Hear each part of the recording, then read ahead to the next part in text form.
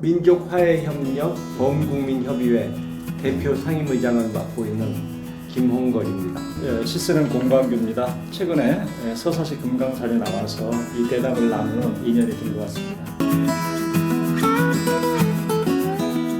이 책은 제가 이제 2011년 12월에 김정일 위원장 조문을 다녀온 후에 그때부터 언젠가는 제가 이 민족화해와 한반도 평화를 위한 일에 좀 역할이 있을 것 같다 하는 그런 느낌이 들어서 그때부터 이제 우리 한반도 평화와 주변 정세에 대해서 좀 많이 공부를 했고 그것을 정리해서 제 생각을 담아서 낸 책입니다. 사실 뭐 이만한 두께로 이만한 양으로 지금까지 이렇게 시를 쓴 사람은 없어요. 사실은요. 뭐 산문도 사실 없는데요. 저도 가만히 생각하니까 이게 이를테면은 우리가 계속 이렇게 가서는 어떻게 되겠느냐. 지금처럼 우리가 경제가 계속 좋아진다는 이 보장이 없어요. 사실은요. 이게 주변에 또 먹힐 수도 있겠다. 역사 그런 걸 얘기해 주거든요. 이 과거에 중국 인구가 엄청 많은 인도라든가 이런 데가 작은 나라에 다 먹혔어요. 그 이유는 뭘까? 그런 바로 이제 이 폐쇄성이랄까. 일테면 우리 남북이 합하지 못하는 이런 갈등과 대결 상태를 계속하는 거. 이럴 수도 있겠다는 저는 생각이 들고 그러면 우리 남북의 이 공유 지점이 뭐냐? 이 정서와 정신과 뭐 이를테면 이점과 우리 민족성과 이런 거를 얘기할 수 있는 데가 뭐냐? 금강산이다. 뭐 이런 생각이 들어서 한번 접점이라는 거죠. 네, 금강산 한번 써보자 이렇게 했는데요. 우리 민족이 사실은 어려울 때, 특히 외세에 의해서 어려웠어요. 저희가요. 그때마다 우리 지식인들이 금강산을 순례를 하고 그랬어요. 또 이제 민중들은 거기 가서 이제 이 기복이죠. 이제 절을 하고 복을 빌고 이 전쟁이 너무 참혹하고 너무너무 힘들니까 종교 얘기 기대고 이렇게 했는데 뭐 그런 얘기를 제가 한번 금강산에 이렇게 써봤죠. 가능할 수는 있겠죠. 금강산을 통해서 금강산을 이제 알게 되고 사실 이 금강산 안에는 여러 가지 메시지가 사실 있어요. 이게 제가 이 경로가 이제 파주 임진강에서부터 철책을 따라서 철원에 가서 철원에서 금강산 들어가는 거거든요. 그래서 금강산을 한 바퀴 돌고 이제 여성 해설원이에요. 주인공은 이제 시인이 남녘의 시인인데 그건 저이기도 하고 저 아니기도 한 가성의 시인이고. 이제 북에서는 여성 해설원인데 이제 최고 권력자가 보낸 이제 해설원으로 제가 이렇게 선정을 하고 둘이 얘기를 하면서 금강산을 한 바퀴 도는데 돌면서 거기에 이제 메시지들이 사실 있어요. 이제 여성 해설원 그러니까 이제 민간인 입장에서는 왜 이렇게 남쪽은 일단 미국 추종이고 친일 문제를 아직 해결하지 못했느냐 뭐 이런 얘기를 하고 이제 남쪽에 있는 시인은 옛날에 이제 그 김일성 주석이 항일 그 무장투쟁을 할 때 이 노래가 있었어요. 이 인권에 관한 노래인데 그게 지금도 그 정신이 있느냐 이렇게 하고 있고 없고 뭐 다투지는 않는데 그렇게 이제 은근히 이제 암시만 한다든가 뭐 이런 것들 숨어 있는 이야기 쓰면 코드들이 굉장히 많아요, 사실. 과거를 이제 번복하지 말자 이거죠. 그래서 저희가 아무리 자주적으로 하려고 해도 이게 잘 사실은 안 되고 원하지 않고 있거든 주변에서는 자기들 이익 때문에 그런 거예요. 결국 이제 우리 후대들 현대 사람들을 어떻게 바라볼까? 이 그야말로 이 용기 없는 남북 사람들 이렇게 볼 수도 있어요. 사실은요. 어느 정도 용기가 필요하거든요. 또 이 정치도 마찬가지 양쪽 다 분단을 이용해서 자기 권력 이체제 붙이기에 이 혈안이 되었던 우리 선조들도 이렇게 할 수도 있어요. 사실은 미국이라든가 일본이라든가 중국 이 주변에 눈치를 보고 힘이 약해서 주체적으로 그거 하나 못 합치고 여행 하나 제대로 못 하고 거기서 많은 사람들이 죽고 뭐 이런 것들 아마 이렇게 욕할 것 같아요. 아주 좋은 점을 지적해 주셨는데, 그러니까 제가 아까 평화 통일을 원하는 이유 중에 하나 빠뜨린 게 바로 지금 분단 체제에 기생하는 그 기득권층이 사라지고, 그러니까 우리 사회의 많은 모순과 왜곡된 부분이 바로 잡히려면 이 한반도 평화가 이루어지고 통일의 길로 갈 수 있어야만 그게 가능해진다 하는 것이고, 그리고 방금 용기를 말씀을 해주셨는데 저도 똑같이 공감을 하는 것이, 지금 우리가 한반도 평화체제 구축의 길로 가지 못하고 있는 것은 어떤 정책이 잘못되고 전략이 부족해서가 아니고 분단체제에 너무 익숙해져 가지고 그 틀을 깨고 나갈 용기가 없는 거예요. 어떤 시민의 용기, 이 민중들의 용기, 이것도 사실은 큰 덕이거든, 덕목 중에 하나거든. 근데 이게 사실은 이제 그런 걸 고양을 시키는 그런 분위기도 굉장히 중요하거든요. 그런 것들이 바로 이제 남북 문제를 책으로 많이 내고 많이 읽히고 뭐 이런 것들이죠.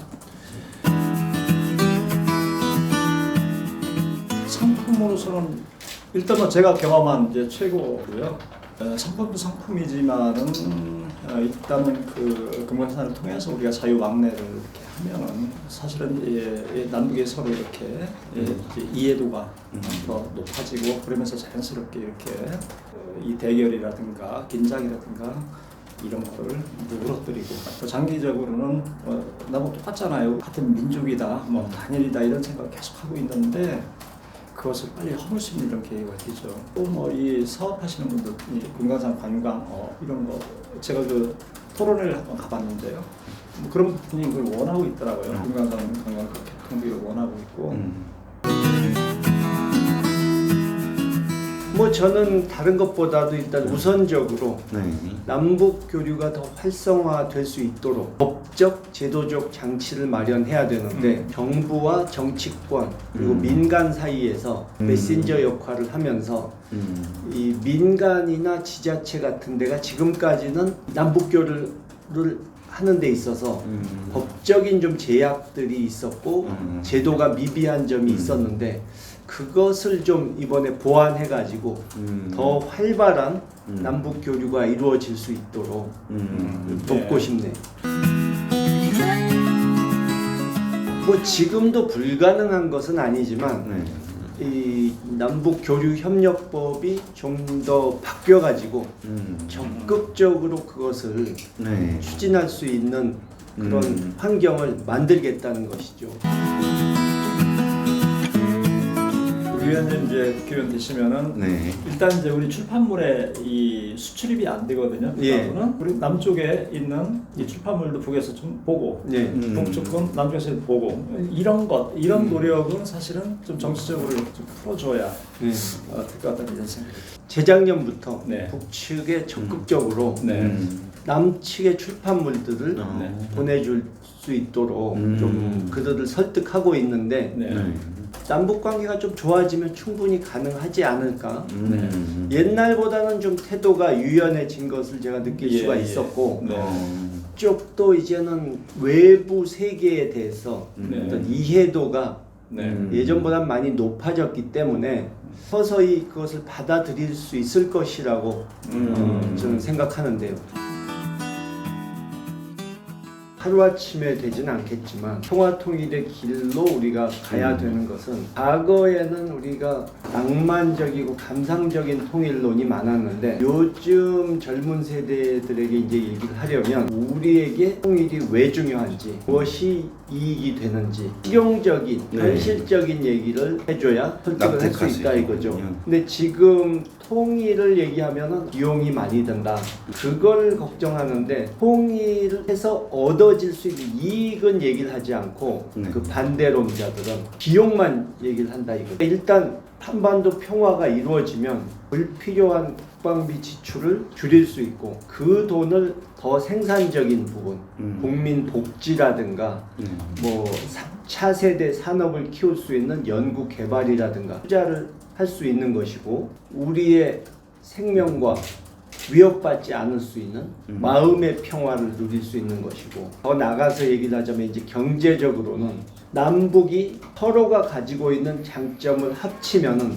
엄청난 잠재력이 있고 엄청난 시너지 효과가 날 수 있는 거죠. 그렇기 때문에 일본이 지금 우리를 굉장히 경계하고 한반도 평화가 이루어지는 것을 두려워하는 것이고, 그러니까 남북이 하나로 협력을 하면은 국제사회에서 우리의 위상도 엄청나게 커지고 세계 10대 강국을 넘어서 5대 강국까지 갈 수도 있다고 저는 생각하고요. 그래서 평화가 곧 경제다, 이런 말이 나온 거죠. 우리가 지금 겪고 있는 어려움, 뭐 저출산, 저성장 이런 부분도 4차 산업 육성이니 이런 걸로 극복하자는 분들도 있지만 4차 산업 육성을 위한 투자는 세계 여러 나라들이 다 하고 있는 것인데, 그러니까 우리가 투자하는 게 어디가 어느 정도 성공할지 알 수가 없어요. 그러나 북방 경제 개척이라는 옵션은 우리만 갖고 있는 것이기 때문에 그것을 살려낸다면 정말 세계 어느 나라도 따라올 수 없는 엄청난 광맥을 캘 수 있다 하는 그 뜻이죠. 우리가 이제 분단이 이제 몇십 년이 지나니까 이제 남북이 서로 문화라든가 관습이라든가 이런 것들이 달라지면은 가면 갈수록 이게 우리가 이 통일할 기회를 더 잃어버릴 수도 있겠다, 이런 생각이 들고요. 남북이 계속 이 대결만 해가지고는 혹시 전쟁이라도 난다면은 그야말로 이건 전장터고, 결국 지금까지 우리가 이만큼 해온 이 산업시설이라든가 등등등, 이 문화재라든가 등등등 이런 것들이 다 이제 전소될 거고, 그러면 6.25 때 경험을 했듯이 다시 이제 헐벗고 이제 기아로 돌아가고, 이런 상황이 거의말로 될 수밖에 없죠. 그래서 남북이 문화적으로도 같이 이렇게 좀 공감하고 공유하고 이런 것들을 좀 해야겠다. 그 지점이 어디냐 제가 생각해봤더니 바로 이제 금강산이니까 이런 생각이 들더라고요. 이 금강산은 그야말로 아주 굉장히 오래 전부터, 뭐 물론 구석기 신석기에 이제 유물도 있지만은 일단은 뭐 신라의 화랑이라든가 아니면은 또 신라 때는 이제 당나라라는 또 이 외사가 있잖아요. 신라만의 이제 고유한 이 주체적 문화라든가 이런 것을 어디서 그럼 우리가 할 거냐? 금강산을 한번 이 불국토로 한번 만들어 보자. 뭐 이런 이제 당시에 리더들이었죠. 화랑이니까 뭐 그런 생각을 했었고, 그래서 승려들도 뭐 그 뒤에 또 갔었고, 또 조선에서도 와 보면 이제 또 이 중국과 이런 관계에서 계속 우리만의 이제 미학, 우리만의 주체성, 우리만의 이런 고유한 이런 정신, 그게 뭐냐 이런 걸 할 때 이제 그 금강산을 찾았고, 뭐 일제 때도 마찬가지였고 쭉 이랬던 게 금강산인 것 같아요. 그래서 어느 산보다도 굉장히 많은 이제 문화, 이야기가 남아 있고 유적이 남아 있고, 근데 이상하게 금강산을 이렇게 하다 보니까 금강산의 유물들이 다 6.25 때 다 거의 붙었어요. 이게 이건 뭘까? 이걸 한번 우리가 굉장히 생각할 지점이다, 이런 생각이 듭니다. 그래서 제가 뭐 이번 시집에서도 얘기한 게 일단 이 남북이 이 자주적 이 화해와 이런 평화, 이런 통일, 이런 논의를 좀 이렇게 갖는 계기를 만들어야겠다. 그러면 정치는 어차피 이제 외국의 눈치도 봐야 되고 그렇기 때문에 우리 이제 선생님이 지금 하시는 이런 민간 이런 교류가 굉장히 활발히 이루어져야겠다, 이런 생각을 제가 많이 했어요.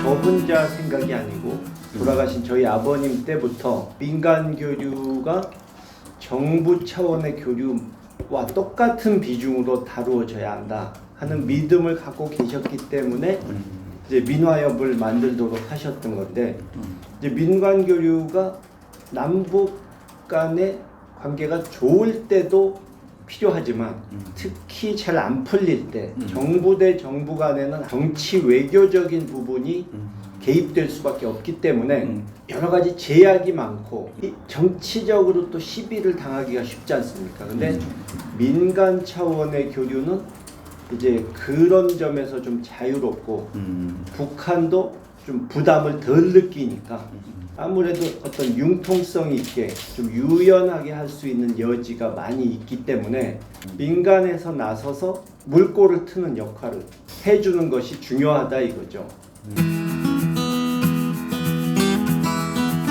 지금 얘기하는 개별 관광 부분도 민간 차원에서 추진하는 것이 옳은 것이고 또 인도적 지원 부분도 문화 학술 교육 이런 쪽에서도 정부 못지않게 민간이 활발하게 움직일 수 있는 역할이 있죠.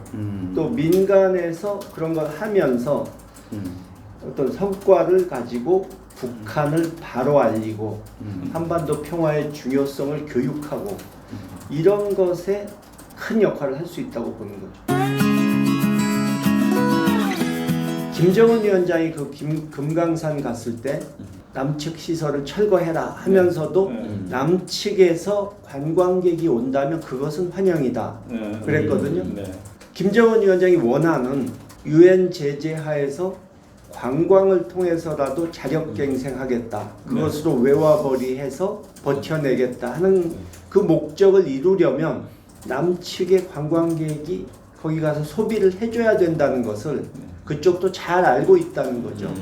그런 점을 우리가 잘 활용해서 뭐 주변 국가의 좀 도움도 받고 필요하다면 관광 상품을 만들어낸다면 충분히 교류가 빠른 시일 내에 이루어질 수 있을 거다 하는 생각을 하고요.